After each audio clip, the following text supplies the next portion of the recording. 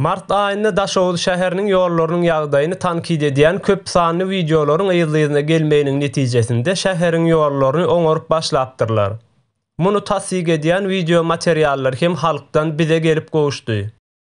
Ýollaryň öňkü ýagdaýynda ulaglaryň çaltlyk bilen bozulup dowamly autoşay almakdan ýadan halk iň soňunda derdine ýurduň daşyndaky habar kanallara ýüz tutmak bilen çäre gözledi.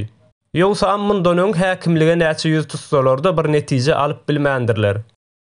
Plan boýunça 2024-nji ýylda ýollaryň oňoruljakdygyny aýdan jogapkar edaralar halkyň habar kanallaryna ýüz tutmagy bilen ýollary 2023-nji ýyldan başlap oňormaly boldular diýip halkyň agzasy habar berýär. Daşoğlu şäheriniň halkynyň ýene başga bir talaplarynyň bardygyny aýdan çeşmämiz, şäherde kanalizasiýanyň ýokdugyny we onuň hem oňorulmagyny isleýändiklerini dile getiripdirler.